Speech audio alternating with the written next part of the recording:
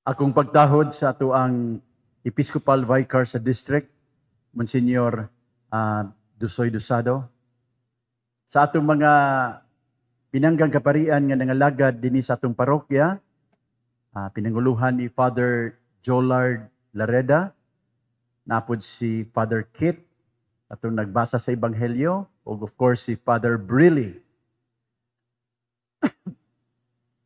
Mga igsuon ko mga kaparian, mga hinigugma namo nga mga parokyanos, mga igsuon ko diyan ni Kristo.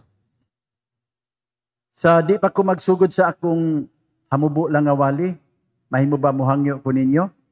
Lingia sa ang inyong mga tapad. Okay? Lingia. Nya palihog ingna ang inyong tapad. Sa katapusan, dili lang pultahan sa simbahan, kundili pultahan sa langit iyang ablihan. Sige, please.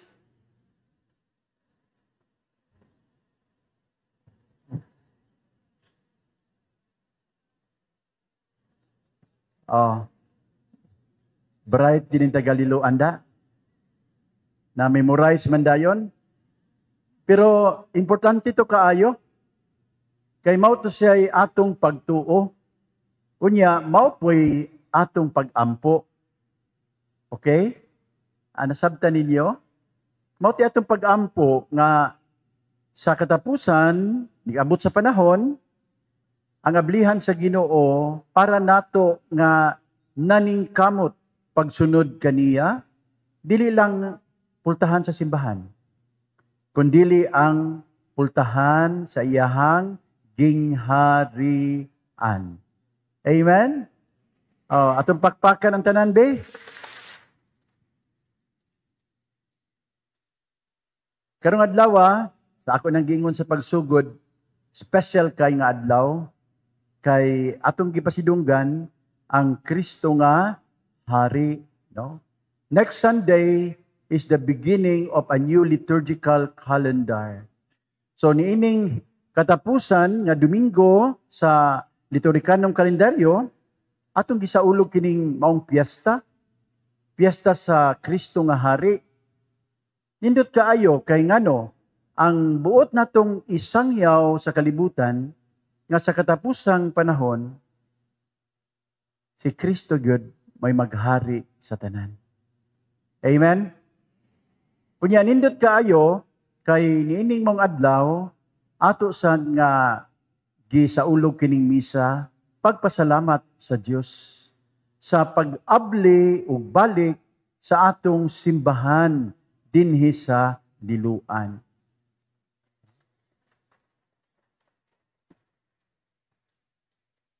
Kasabot gyud ko sa inyong gibati nga kalipay. Kay dako man sa kaayo ang inyong gibati nga kaguol. Sa nahitabo, karong adlaw, buot nato nga ipadayag nga dili ang sala, dili pod ang kadautan maoy maghari, kundili ang gugma ug kaluoy sa Ginoo. Amen? Mao na itong gipadayag karon. For a while, nagtuo ta, murag mibati ta, nga, midaog man ang yawa. Mura man og midaog ang sala, mura man naghari ang dautan. But only for a while. Tungod kay sa tinuod lang. Dili ang dautan, dili ang sala, mao'y magpabiling madaogon, kundili ang dakong gugma sa Dios. O kini mo napamatud-an nato karon. Kunya abi niyo mga igsuon, ingon ana sa baya ang nahitabo didto sa Kalbaryo. Namina mo sa Ebanghelyo nga gibasa nining kapistahan sa Kristo nga hari, ang Ebanghelyo didto sa Kalbaryo. Unsa may nahitabo didto for a while. Murag midaog ang dautan, namatay gud ang Ginoo. Ang inosente mo'y gisakit, mo'y nagipaantos, mo'y gilansang sa krus. Kung atong tanawon, napildi man ang katarong. Pero mura lang. Kay ngano, sa pagkatinuod, didto sa krus, gibuntog sa Dios ang sala ug ang kamatayon. He made sure that sin and death will not have the last word. The final say belongs to God, Christ the King. Pakpakan na to ang Ginoo.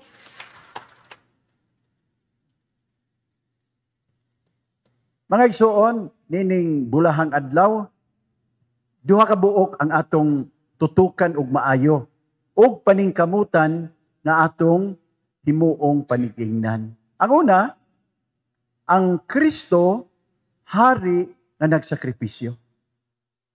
Ang ikaduha, ang kawatan nga nagbasol sa iyang kasalanan. Are you ready? Dili lang ni dugayon nako ha, pero pasabton ta mo. Una, ni ay Kristo nga nagsakripisyo. Unsay gisinggit sa mga tao, kung hari ka sa mga Hudiyo, luwasan imong kaugalingon. Naog diha sa krus. Unsay gisulti sa kriminal nga daskilid, mingon pud siya, ikaw ang Mesiyas, luwasan imong kaugalingon og kami. Mga igsuon, ang mga Hudiyo, nangita silang hari nga maniguro sa iyahang kaugalingon. Ang gusto nilang hari, kanang dili malupig, di mapilde, maghari, mo dominar. Okay? Mo'y magbuot sa tanan. Ang ilang gusto nga hari, kanang maoy magpasakit sa uban, dili magpa-daog-daog. Kanang hari, God, kanang magmapahita soon, God, kanang tuwag siya mabaw, hangdon sa tanan. Mga igsuon, gipadayag ni Kristo nga ang tinuod nga hari dili maniguro sa iyahang kaugalingon.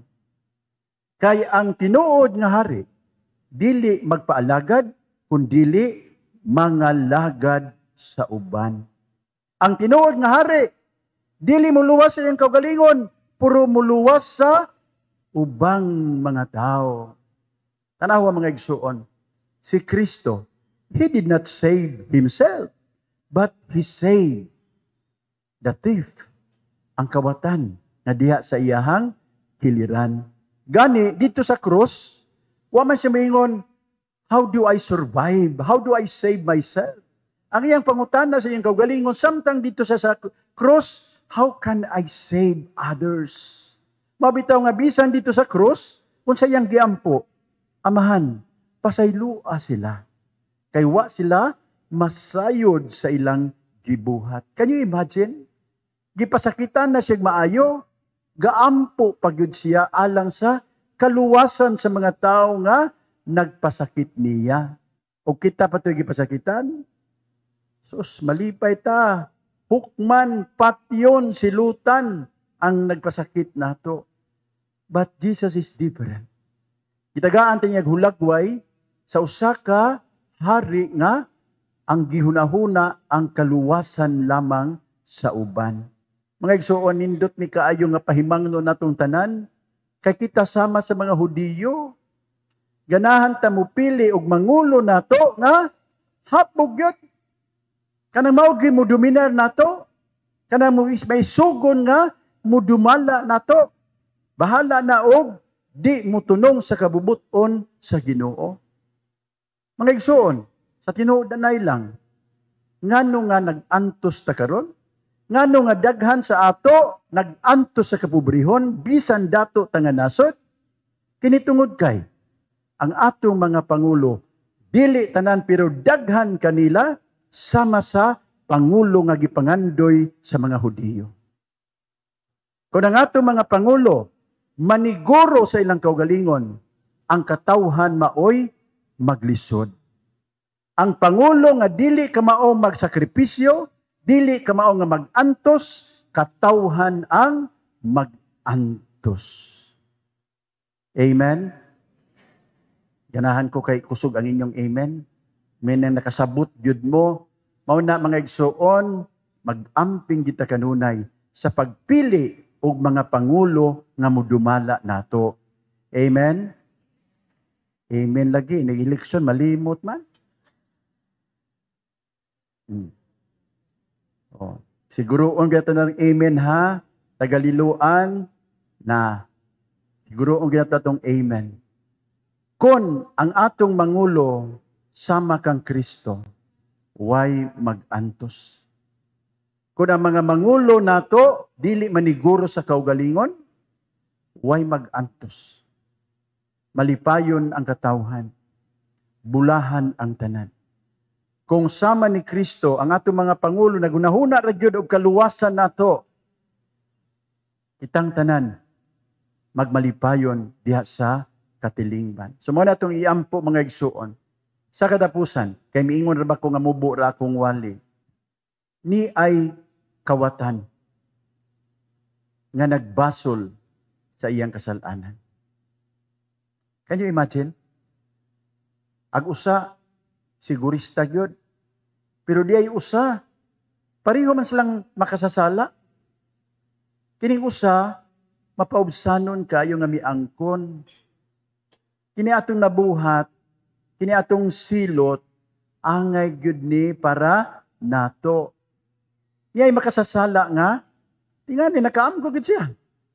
I deserve this. I have to face the consequence. Ako maning gibuhat, akong bayran ang akong nabuhat nga kasalanan.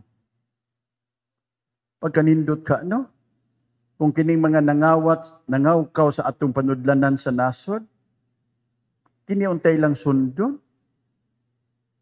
Wa gyud siya magpasumangil og uban. Wa siya mingon nga, dili ako oy. Sila may nanguha ana. Wa itong kadung na madunggan, no? Dili ako oy, ngano gutong ako? Wa ko'y nakaw bisag piso. Gabing limuda gyud. Oy, ako lagi pero gamay man ako. Nay dagko. Ang nakuha dagko ng uban. Tanawa ra gud. Inani nga klase nga kawatan, wa joy kaluwasan. Kay di man mo angkon, wa man mo dawat sa ilang sayop. Mamasangil man og lain. Kanom di mo ni Adan ug ni Eva sa pagpangita sa Ginoo. O asa naman mo unsa gisulti ni Adan? Dili ako Lord. Ang babae nga imong gihatag nako may nagpakaon nako sa prutas. Ya, nangutan ng Ginoo unsa man? Ya, unsa tubag ni Eva? Dili ako Lord, ang bitin. Passing the back. Wa gyud ni angkon og sala. Sama aning daghan sa atong mga korap nga mga opisyalis sa gobyerno karon. Wa gyud mo angkon. Isig pasumangil sa uban, isig basulay sa uban, why mo angkon? But here is the good thief. Unsa ang giingon? Unsa ang giingon? Ginoo, hinumdumi ako kung ikaw maghari na. Tanawa, sa iyang pagpaubo, sa iyang kaugalingon, unsay gitubag sa Ginoo. Karong adlaw, uban ka kanako didto sa paraiso. Mga igsoon, hinaut unta, kini mga pulong madunggan sa mga nangawkaw sa atong kaban. Madunggan ta nila nga salvation is still possible. Maluwas sila. Ug mao ni importante sanan. Bahalag mapriso basta didto maluwas ta sa gingharian sa Dios. Bisan na nagpasipala sa atong simbahan, kung budawat siya sa iyang sala, magpaubos sa kaugalingon, mangayog pasaylo sa Ginoo, maiya gihapon ang gingharian sa Dios. Mga igsuon, kini dili lang para sa nagpasipala sa simbahan, dili lang sa mga kurakot sa atong katilingban, kundi para kanatong tanan. Bispo, pare, katawhan sa Dios, lay minister, altar boy, choir, itang tanan. We have to humble ourselves and be like that good thief. Let us recognize our sins, and salvation will be ours, not only in the future, but today. Because as the Lord says, today you will be with me in paradise.